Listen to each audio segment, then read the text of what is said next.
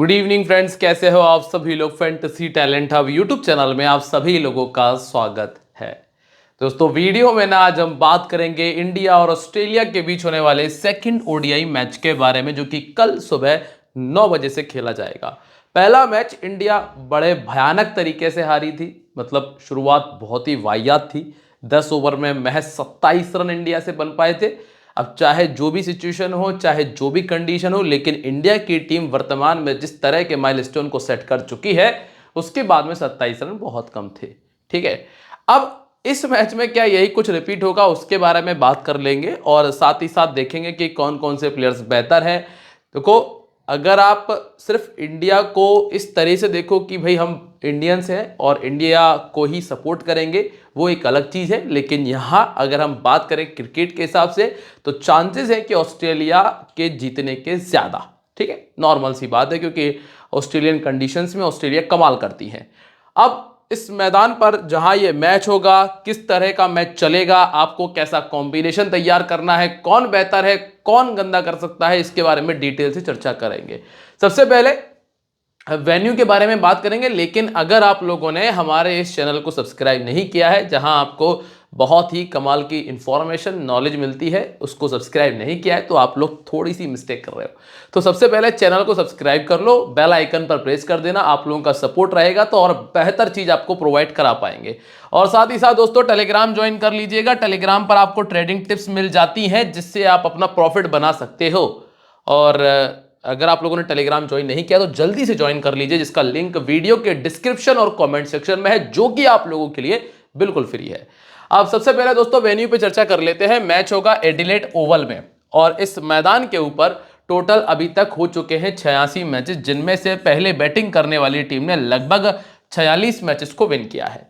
39 matches में second batting करने वाली टीम ने जीत हासिल की है। बहुत बड़ा स्कोर यहां पर बनता दिखता नहीं है। एवरेज स्कोर लगभग 250 के आसपास का आपको देखने मिला है। अभी आखिरी कुछ मैचेस में क्या स्कोर बना है, जरा उस पर हम नजर डालते हैं। तो आप यहां पर देखेंगे 2022 में जब ऑस्ट्रेलिया और पाकिस्तान खेले थे, तो ऑस्ट्रेलिया ने 163 बना पाया था।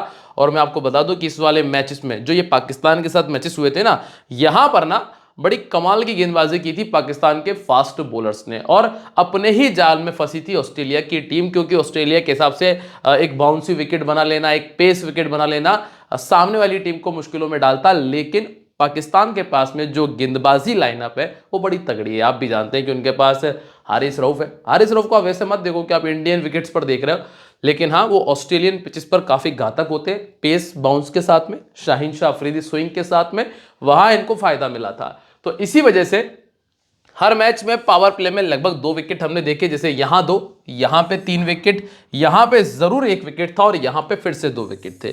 तो शुरू के 10 ओवर में अगर 2 विकेट गंवा रही है टीम, ये मेंस क्रिकेट की बात अलग है। देखो, वुमेन क्रिकेट में आपको पावर प्ले में 2-2 3-3 विकेट मिल जाते हैं, लेकिन मेंस क्रिकेट में 10 ओवर में बहुत कम ऐसा होता है कि 2-2 विकेट जाए। लेकिन अगर 2-2 विकेट जा रहे हैं, मतलब विकेट स्टार्टिंग में नई गेंद के साथ में फास्ट बॉलर्स को मदद करेगा। सेकंड इनिंग में अगर आप देख रहे हैं तो यहां पे विकेट नहीं आया, यहां पे 1 विकेट आया था, यहां पे 2 विकेट आए थे और यहां पे कोई विकेट नहीं आया। मतलब सेकंड इनिंग में उतनी मदद नहीं है फास्ट बॉलर्स को नए ओवर्स में, मतलब पावर प्ले में नई गेंद के साथ में, जितनी मदद पहली इनिंग के अंदर है। तो फर्स्ट इनिंग के अंदर अगर जो भी टीम बल्लेबाजी कर रही है, उसको नई गेंद को से बचना पड़ेगा। अगर नहीं बच पाए तो वहां विकेट के चांसेस ज्यादा रहेंगे। अब सारे के सारे विकेट फास्ट बॉलर्स को मिले। यहां पे 8 विकेट फास्ट बॉलर्स को, यहां 18 विकेट फास्ट बॉलर्स को और यहां 10 विकेट फास्ट बॉलर्स को। तो इंडिया के जो स्पिनर्स हैं, जिसमें वॉशिंगटन सुंदर, अक्षर पटेल, बहुत ज़्यादा मदद नहीं ले पाएंगे विकेट से। क्योंकि अक्षर पटेल को आप फिर भी इसलिए टीम में प्राथमिकता दे सकते हो क्योंकि वो टॉप ऑर्डर में बैटिंग करने आ जाते हैं कई बार, तो उनका फायदा मिल जाता है। पर वॉशिंगटन सुंदर के लिए मुश्किलें ज़्यादा बड़ी रहेंगी। अब स्कोर करने वाले प्लेयर्स के नंबर अगर देखें तो यहाँ पे नंबर 3 पर बैटिंग कर रहे थे इसमें, चूंकि टॉप ऑर्डर के विकेट जल्दी आए इसलिए नंबर 3 ने स्कोर किया। वैसी ही कंडीशन यहाँ पर भी हुई थी, टॉप ऑर्डर ने जल्दी विकेट दिए तो नंबर 3 ने स्कोर किया। वैसी ही सिचुएशन थी, ऊपर के 2 प्लेयर जल्दी आउट हुए तो 4 नंबर ने स्कोर किया। और यहां पर भी यहां तो खैर ज्यादा विकेट नहीं आए थे, लेकिन फिर भी नंबर 5 के प्लेयर ने बड़ा स्कोर किया था। तो कुल मिलाकर जो चीज़ हमें समझ में आई है कि यहाँ नई गेंद के साथ में पहली इनिंग में जब विकेट आते हैं तो जो मिडिल ऑर्डर है 3 नंबर 4 नंबर वो आपके लिए ज़्यादा इंपॉर्टेंट होता है, क्योंकि 3 नंबर को हम टॉप ऑर्डर में भी काउंट करते हैं, लेकिन यहाँ स्थिति के हिसाब से आप उनको मिडिल ऑर्डर में काउंट कर सकते हो। अब आप आइए सेकेंड इनिंग में, क्या कहती है सेकेंड इनिंग। ओपन कर रहे थे सैम अयूब, ठीक है, यहां पे डेविड वार्नर ओपन कर रहे थे, यहां पे खैर डेविड मिलर नंबर 4 पर बैटिंग कर रहे थे और यहां विराट कोहली नंबर 3 पर बैटिंग कर रहे थे। तो यहां स्थिति हमें नजर आई है कि सेकंड इनिंग में टॉप ऑर्डर आपको ज्यादा अच्छा कर देके गया है। और पिछले 5 मैचेस में सेकंड बैटिंग करने वाली टीम ने, ये देखिएगा आप, ये तो खैर गलती से हार गई, नहीं तो ये मैच भी जीता हुआ था, और ये मैच लगभग इसको भी मैं जीता हुआ मान के चल रहा हूं। तो चारों के चारों मैचेस सेकंड बैटिंग करने वाली टीम ने जीते हैं, क्योंकि नई गेंद के साथ में स्थिति थोड़ी सी गड़बड़ाई है। तो ये चीज आपको नोट कर लेनी है। अगर आपको ये चीजें अभी भी समझ में नहीं आई है तो फिर मैं आपसे कहूंगा कि फैंटेसी से थोड़ा सा दूर रहे। अब एक और चीज, अगर आप लोग ट्रेडिंग कर रहे हो, ट्रेडिंग से समझ रहे हो ना, थोड़ा बहुत ऊपर नीचे कर लीजिएगा, उम्मीद कर लीजिएगा, क्योंकि मैं क्या डायरेक्ट नहीं कह सकता हूं कुछ चीजों को। तो 59 बने थे यहां, 47 यहां बने थे, 58 यहां बने थे और 38 यहां बने थे। मतलब बहुत बहुत गिरी से गिरी सिचुएशन में भी लगभग आपको 40 के आसपास, मतलब 45 प्लस तो बन जाएंगे, लगभग 45 प्लस बन जाएंगे। तो ये है कि 45 प्लस बन रहे हैं, तो 45 हम यस करके चल सकते हैं, ठीक है। क्योंकि एक फायदा आपको मिलेगा, इंडिया का लास्ट मैच अच्छा नहीं गया ना, तो इंडिया के लिए रन कम आ सकते हैं यहां पहली इनिंग में अगर इंडिया बैटिंग करती है तो, क्योंकि इंडिया ने सिर्फ 27 बनाए थे 10 ओवर में, तो संभवतः इंडिया के लिए 40-42 से स्टार्ट हो सकता है। तो ये फायदा मिल जाएगा नई गेंद से स्टार्टिंग में, आप देख सकते हो, ठीक है। अब इंडिया ऑस्ट्रेलिया के लास्ट के 2 मैचेस में अगर पिछले मैच की बात करें तो राहुल का 38 था, अक्षर का 31 था, इसके अलावा कुछ भी नहीं हुआ। मार्श ने 46, फिलिपे ने 37, हैजलवुड के 2 विकेट, ऑन के 2 और मैट कुनमैन के 2 विकेट थे, ठीक है। अब यहां इसके पहले एक और मैच हुआ जिसमें इंडिया ने मैच को जीता था, जिसमें स्टीवन स्मिथ 73 थे, कैरी 61 थे। हालांकि ये इंडिया वाला मैच है और इंडिया वाले मैच को आपको देखने की आवश्यकता नहीं है, क्योंकि वहां ना ये जडेजा के विकेट बढ़ जाते हैं, शामी को जरूर 3 विकेट मिले थे, बाकी नेथन एलिस के 2, एडम जांपा के 2 और ट्रेविस हेड के 39 रन थे। अब हम यहां जरा प्रेडिक्शन की बात करेंगे, प्लस थोड़े से लॉजिक देखेंगे और फिर तैयार करेंगे कॉम्बिनेशन को। तो शुरुआत होने वाली है ऑस्ट्रेलिया से। यहां तक आए हो, मुझे उम्मीद है कि आप लोगों को मेरी बातें सही समझ में आ रही हैं, और वीडियो को अगर आप लोगों ने लाइक नहीं किया है तो वीडियो को लाइक कर दो, एक प्यारा सा कमेंट कर दीजिएगा, ठीक है। हाँ, अगर दिमाग में कुछ बुरा हो तो बुरा भी कर सकते हो, बाकी आप लोगों की चॉइस है, ठीक है। टॉप 5 आपको मिलते हैं हेड, मार्श, शॉर्ट, फिलिपे, रेंशो। और मैं आपको बता दूं दोस्तों, कमजोर टीम के साथ थी ऑस्ट्रेलिया, कमजोर टीम थी ऑस्ट्रेलिया की, क्योंकि यहां पे बहुत सारे मेन प्लेयर्स टीम के नहीं हैं जो लगातार अच्छा कर रहे थे टीम के लिए। हेड और मार्श के बाद शॉट ठीक है, फिलिपे, मैटरेंशो, कूपर कनॉली, ये 3 प्लेयर को मैं मानता नहीं हूं कि ये ज्यादातर बेहतर प्लेयर है। ये तीनों कमजोर प्लेयर की लिस्ट में है मेरी तरफ से, तो ठीक है। अब इस मैदान पे ट्रेविस हेड ने 4 मैच खेलकर 301 बनाया है, 250 और 100 के साथ में। मिचेल मार्श का 1 में 32 है, शॉर्ट का 19 है, स्टार्क के पास में 9 विकेट है और हेजलवुड के पास में 10 विकेट है। ये दोनों ही पावर प्ले के बॉलर हैं और पावर प्ले में जो स्थिति बनी है यहाँ पे वो देखने लायक है, ठीक है। अब है ट्रेविस हेड, इंडिया के सामने रन करते हैं, बॉलिंग तो इनकी आपको देखना नहीं है, ट्रेविस हेड आपको लेना पड़ेगा, चाहे वो कुछ करे या ना करे। पावर प्ले में चूंकि विकेट है फिर भी आपको हेड को लेना पड़ेगा। परफॉर्मेंस इंडिया के सामने 40 का एवरेज है, पिछले कुछ सालों में 50 का एवरेज है, दोनों इनिंग्स में रिकॉर्ड तगड़ा है, कमजोरी कुछ है नहीं है। अर्शदीप सिंह जरूर थोड़ा परेशान कर सकते हैं, बाकी ये आपकी टीम में रहेंगे ज्यादातर टीम्स में। 2 नंबर पे है मार्श, और मार्श तो अभी प्राइम फॉर्म में चल रहे हैं। आप इनके रीसेंट अगर स्कोर्स उठाकर देखेंगे ना, 60, 70, 40, 50, 60, 70, 40, 50, ये आपको स्कोर देखने मिलेंगे। और पिछले ही मैच में 46 नॉट आउट थे। कैप्टनसी की चॉइस है, बॉलिंग नहीं कर रहे हैं, पहले बैटिंग करते हैं तो 350 2 शतक, सेकंड बैटिंग करते हैं 450 1 शतक। इंडिया के सामने लगभग 60 का एवरेज है। इंडिया की बॉलिंग को खेलना पसंद करते हैं। लेफ्ट आर्म बॉलर परेशान करता है, चूंकि लेफ्ट आर्म फास्ट बॉलर नहीं है, अर्शदीप है, वो लेफ्ट आर्म मीडियम है। नंबर 3 पर आ जाते हैं। नंबर 3 पर आपको मिलते हैं मैथ्यू शॉट। मैथ्यू शॉट ठीक प्लेयर है, लेकिन हाँ, आपको इनको रखना कंपलसरी नहीं है, ये रिप्लेसेबल प्लेयर है, चाहो तो बदल सकते हो, किसी दूसरे प्लेयर की तरफ जा सकते हो। यहाँ मैंने अभी तो इनको रखा हुआ है क्योंकि बॉलिंग भी कर सकते हैं, क्योंकि इंडिया के सामने स्पिनर्स को इंडिया को स्पिनर को खेलना उतना मुश्किल नहीं है, तो वो दिक्कत ना के बराबर है। अब मेन समस्या है इनकी बल्लेबाजी। तो इंडिया ने इनको अभी तक 19 रन बनाने दिए हैं, पर यह है ऑस्ट्रेलिया, और ऑस्ट्रेलिया में मैं इनसे ठीक ठाक स्कोर की उम्मीद करता हूं। 21 का एवरेज रहा है वनडे क्रिकेट में, जो कि इनका खराब स्कोर है। तो अभी के लिए वही बात जो मैंने कहा कि आप इनको रखना कंपलसरी नहीं है, आप चाहो तो रिप्लेस कर सकते हो। मैंने अभी फिलिपे को नहीं रखा है, आप चाहो तो फिलिपे और शॉर्ट में से किसी एक को अपनी टीम में ट्राई कर लेना, ठीक है। हेड और मार्श दो ऐसे प्लेयर्स हैं जो स्कोर अगर करने निकलते हैं तो बड़ा करके देंगे, तो इसीलिए वो दोनों एक तरह से कंपलसरी हो जाते हैं। और ये दो प्लेयर ऐसे हैं, यहां आप रिप्लेस कर सकते हो क्योंकि ये मिस और हिट वाले प्लेयर है। 4 में 102 इनका है। इसके बाद आते हैं मैट रेनशॉ की तरफ। डेब्यू मैच 21 रन का स्कोर किया, एक मैच 21 रन इन्होंने बनाए। हाल फिलहाल की स्थिति में मैं इनसे उठकर थोड़ा सा नीचे मिचेल ऑन पर आया हूं, क्योंकि मिचेल ऑन आपको देते हैं batting plus bowling. Cooper Connolly ठीक प्लेयर है, लेकिन इंडिया के सामने थोड़ा सा इनको मुश्किल हो सकती है। 3 पारी 10 रन, 3 पारी 6 विकेट है। बॉलिंग की समस्या नहीं है, बैटिंग की दिक्कत आती, तो बैटिंग पे अभी इन पे भरोसा नहीं कर रहा हूं। मैंने आपको क्या बताया कि बीच के जो 3 प्लेयर हैं वो थोड़े से भरोसेमंद नहीं है ऑस्ट्रेलिया के, इसीलिए उन तीनों पे दिमाग नहीं लगा रहा हूं। अगर ऊपर से मार्श को आउट कर लिया, अगर हेड को आउट कर लिया, तो फिर इंडिया के जीतने के चांसेस बढ़ जाएंगे ज्यादा, ठीक है। अब अगला नाम है मिचेल ऑन का। ये प्लेयर बेहतर है, बैटिंग बॉलिंग दोनों करके देगा। 16 में 13 विकेट है, 25 का एवरेज, 150 100 किया है। ये लेके चलना पड़ेगा आपको। बैटिंग अभी आई नहीं है, बहुत कम लोग ट्राई कर रहे हैं। बैटिंग में भी रखना, वाइस कैप्टन बना सकते हो अगर ऑस्ट्रेलिया पहले बैटिंग कर रही है तो, क्योंकि डबल फायदा मिलेगा। बैटिंग ठीक कर लेते हैं, बैटिंग आ ही जाएगी, क्योंकि मिडिल ऑर्डर दमदार नहीं है, और मिडिल ऑर्डर दमदार नहीं है इसलिए बैटिंग आने के चांसेस ज्यादा है। अगर 30-40 करते हैं, 2 विकेट निकालते हैं, तो वाइस कैप्टनसी के लिए प्राइम चॉइस बन सकते हैं। इसके बाद मिचेल स्टार्क तो खैर छोड़ने से रहे, कोई नहीं छोड़ेगा, ये तो सभी लोगों की टीमों में रहेंगे चाहे किसी भी इनिंग में बॉलिंग करे।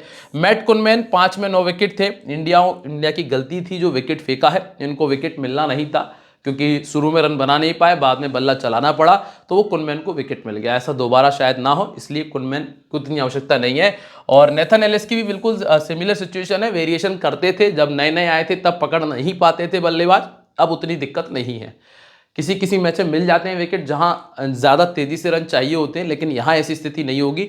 अगर विकेट मिलेंगे तो डेथ में मिल सकते हैं, और डेथ बॉलिंग होगी पहली इनिंग में, और पहली इनिंग में अगर चाहो तो रिस्क ले लेना, बाकी आवश्यकता नहीं है। और मेरे तरफ से तो ये करना कि जिस टीम में रखो, इसे एक टीम में रखना और उसमें वाइस कैप्टन या कैप्टन कर लेना, बाकियों में रखना ही मत, क्योंकि अगर विकेट आएंगे तो 3 या 4 आएंगे, नहीं तो नहीं आएंगे, ठीक। इसके बाद जॉश हेजलवुड है, 25 इनिंग 32 विकेट, ये कंपलसरी प्लेयर है जिनको आपको रखना पड़ेगा। अगर आपको मेरी सारी बताई हुई चीज समझ में आती जाती हो तो बता देना, नहीं आती है तो कमेंट कर देना, मैं आपको और तरीके से समझा दूंगा, कोई दिक्कत नहीं है। टेलीग्राम ज्वाइन करके रखो, वो और बेहतर रहेगा आप लोगों के लिए। अब यहां पर आप देखें, शर्मा जी, गिल, विराट, श्रेयस, अक्षर, केएल, वॉशिंगटन, रेड्डी, हर्षित, अर्शदीप और सिराज आपको मिलते हैं। बॉलिंग बहुत वीक है, राणा भी, अर्शदीप बेहतर है और सिराज एवरेज। देखो सिराज ठीक है, विकेट निकालते हैं, श्रीलंका के प्लेयर्स को परेशान करते हैं, बाकी श्रीलंका के प्लेयर्स के अलावा सिराज थोड़े से ठीक टेस्ट प्लेयर है, पर वनडे और T20 के उतने बेहतर बॉलर नहीं मानता मैं उनको। अब आप चाहे जो कुछ भी कहे, लेकिन जो है सो है, ठीक है। अब रोहित शर्मा ने यहाँ पे 22 का एवरेज है, विराट कोहली का यहाँ पे 60 का एवरेज है। अब चूंकि विराट कोहली पिछले मैच में 0 पर आउट हुए थे, तो थोड़े से लोग उनकी तरफ से दूर भाग रहे हैं, क्योंकि बहुत दिनों बाद क्रिकेट खेले थे, पर विराट कोहली से यहाँ स्कोर की उम्मीद की जा सकती है। यहाँ पर विराट कोहली फैंस के जो है ना, वो दिल खुश कर देने वाली परफॉर्मेंस के लिए इंतजार करेंगे। शर्मा जी का परफॉर्मेंस ऐसा रहेगा, मैं आपको क्लियर बता देता हूं, या तो मिस या हिट वाला रहेगा।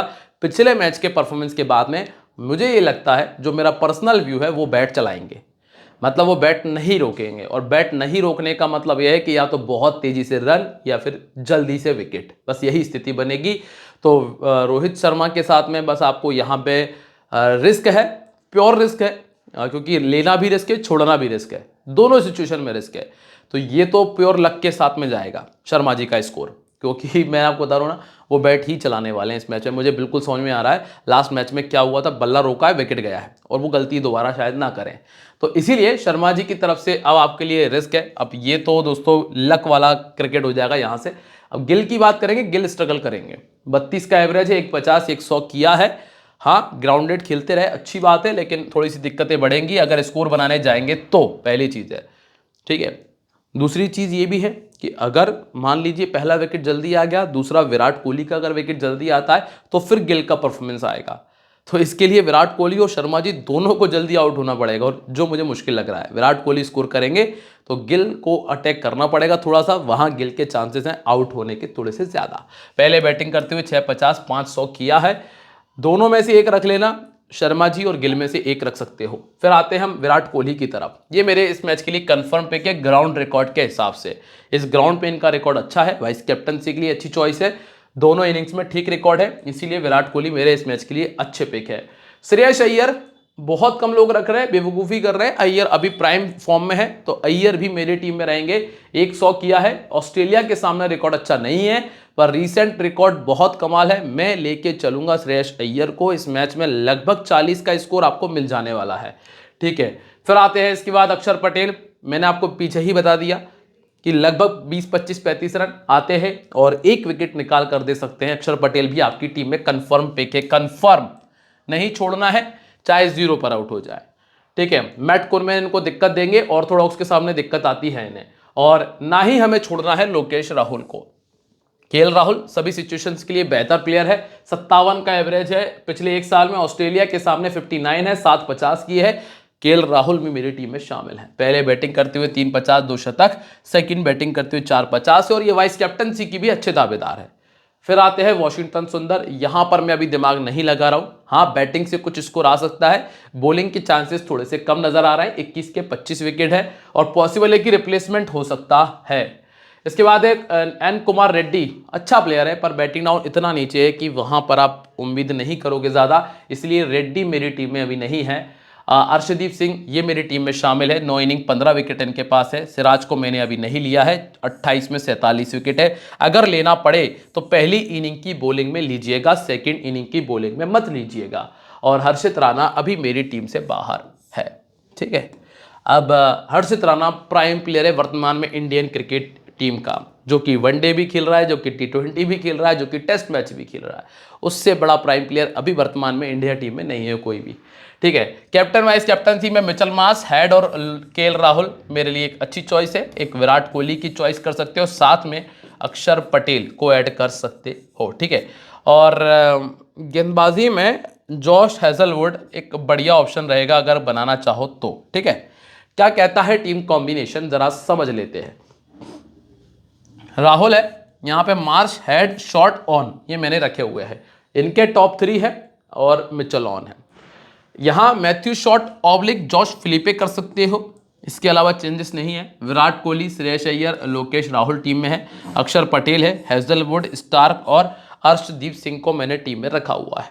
तो ये अगर 50 ओवर का मैच होता है तो ये बहुत अच्छा ऑप्शन है। बाकी टॉप ऑर्डर में से यहाँ से ना गिल वर्सेस रोहित शर्मा जी, इनमें से एक प्लेयर और टीम में जगह बना सकता है, तो ये एक प्लेयर आप ऐड कर सकते हो।